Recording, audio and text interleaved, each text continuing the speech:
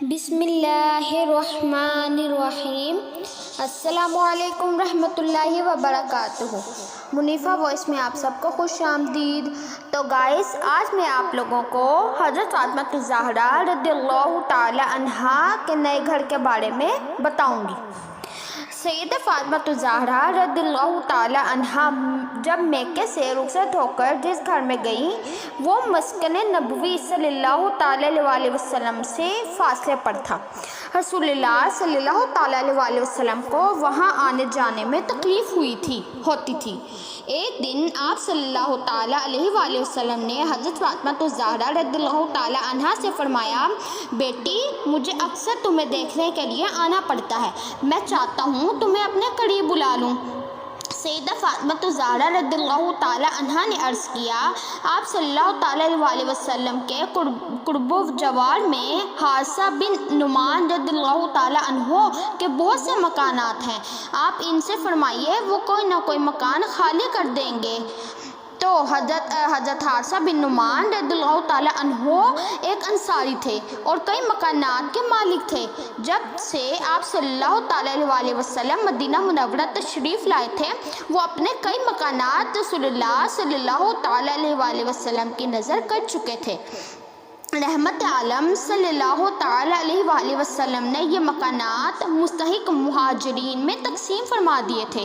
جب سیدہ فاطمہ رضی اللہ تعالی عنہا نے حارثہ رضی اللہ تعالی عنہ کے مکان کے لیے رسول اللہ صلی اللہ تعالی علیہ وسلم سے التماس کی تو آپ صلی اللہ تعالی علیہ وسلم نے فرمایا، حارثہ نے اب کوئی اور مکان مانگتے ہوئے مجھے شرم آتی ہے، وہ پہلے ہی اللہ اور اللہ کے رسول صلی اللہ تعالی علیہ وسلم کی خوشنودی کے لیے کئی مکانات دے چکے ہیں۔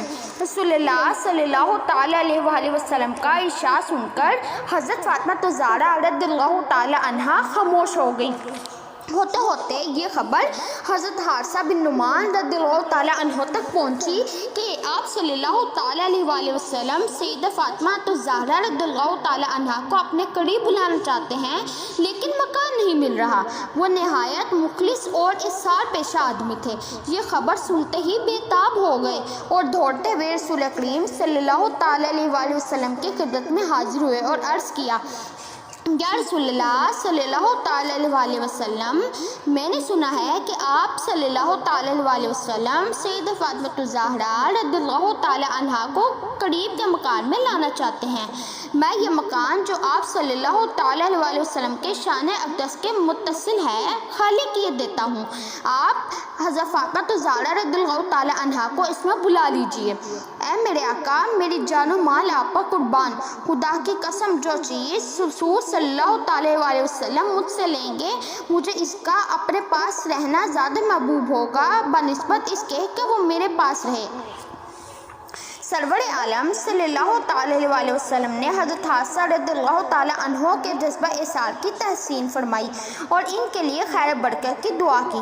ایک روایت میں ہے کہ حضور اللہ صلی اللہ تعالی علیہ وسلم نے حضرت حارثہ رضی اللہ تعالی عنہ کی پیشکش کے جواب میں فرمایا، تم سچ کہتے ہو، اللہ تمہیں خیر برکت دے۔